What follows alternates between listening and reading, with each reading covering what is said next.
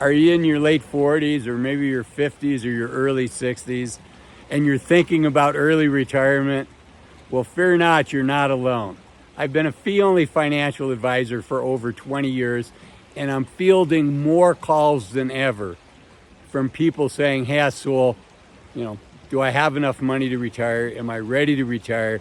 And in today's video, I'm going to walk you through the 7 steps we all need to think about as we prepare for early retirement.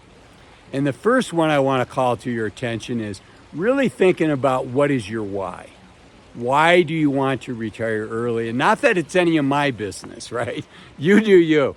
But it is going to have a factor on how successful and how easy or difficult it may be to transition into retirement.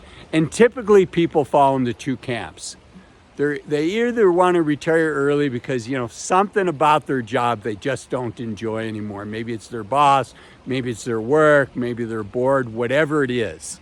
So that's the first one. The second one is they just have a burning passion to do something else. And the closer you can get to the latter example, where something's, I call it push and pull, right? Your job maybe is pushing you away and you want to retire early. And your passion is pulling you to what you want to do next.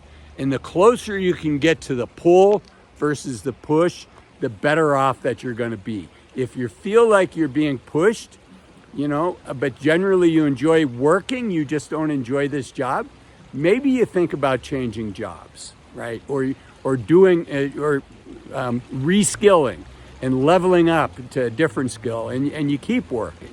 Or maybe you work part-time. But if you have something that's pulling you away, that is just a passion of yours, that's a great sign. That's what I like to hear. And so think about it. If you're being pushed away, what can you do to develop that next passion, to make sure that you're getting pulled so that you're really going to hit the ground running when you retire and get the most out of it? So that's the first item. The second one, obviously, is it's important to plan ahead, right? This is a big event. You want to be thinking about your tax planning. You want to be thinking about, if you're retiring early, that's by my definition before 65. So you're likely not going to qualify for Medicare unless there's some sort of exception.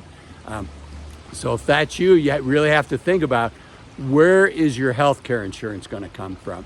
And you can buy health care insurance. That is not a reason to not retire early, but you want to think about that ahead of time, and you want to have a plan.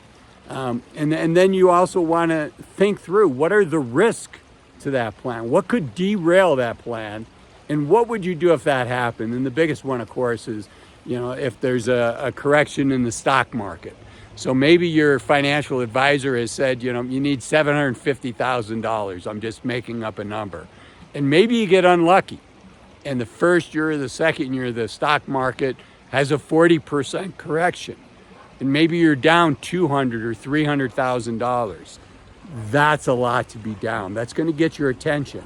And so think through what you would do if that happens. And for most of us, what that means is, you only get hurt when the stock market's down if you have to take money out when the market's down. So maybe what that means is you cut back a little bit on your expenses and you take a part-time job or maybe even a full-time job for a year or two and until the market recovers, right? It's the pulling the money out that hurts you. And that doesn't always intuitively make sense to people. And so what I share with them is most people have heard of dollar cost averaging, where you're putting money in every month and you're hoping the market will go down so you can buy at a lower price.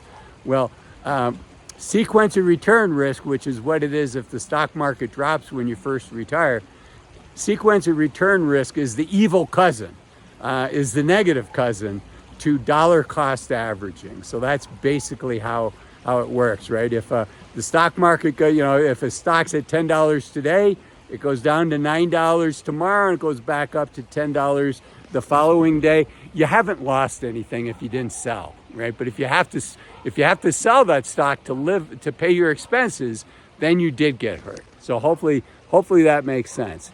Okay, I also want you to think about Social Security. For most of us, that's going to be an important source of income in retirement. If you're in your late 40s or in your 50s, you know, unless there's an exception, you can't file for Social Security until you're 62. So where's your income going to come from at that point? And are you going to start taking Social Security at 62? Are you going to wait till your full retirement age, or are you going to wait till 70? And these are things to think about ahead of time and talk to a fee-only financial planner. I will share with you that the average Social Security check in America is just a little under $1,800. But that's for all Social Security recipients. For the folks that started taking Social Security early, for instance, people at 62, the average monthly check for people that started taking Social Security at 62 is $1,300. So you want to keep that in mind. Next, you want to look at your finances.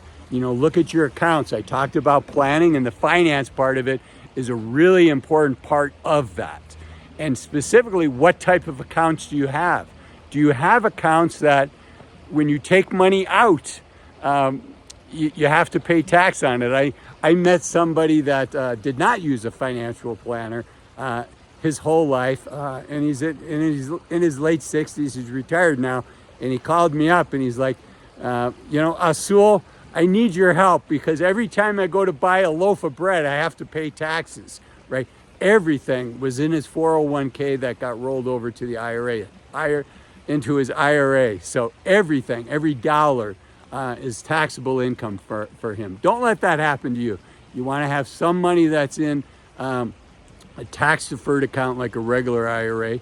You want to have some money in your local bank account that you can just access. You don't have to pay tax on it when you take it out.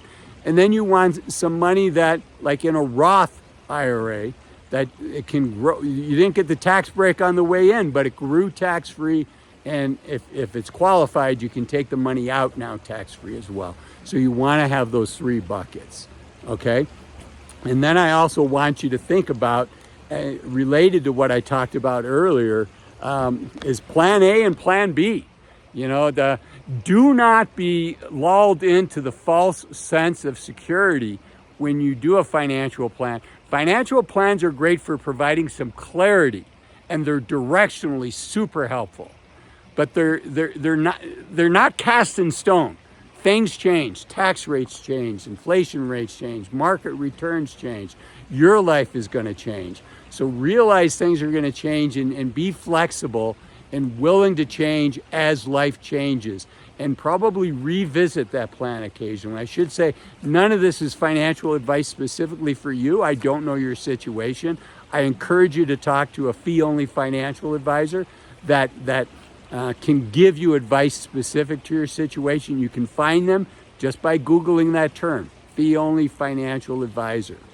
And probably the most important thing to prepare for early retirement, for in retirement, for later stage retirement is your health. I really, really encourage you to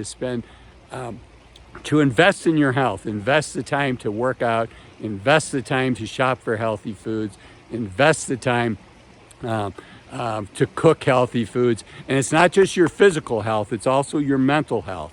And retirement can be challenging for some people. And like anything in life, we have seasons where everything's going well, and then we have seasons that are challenging.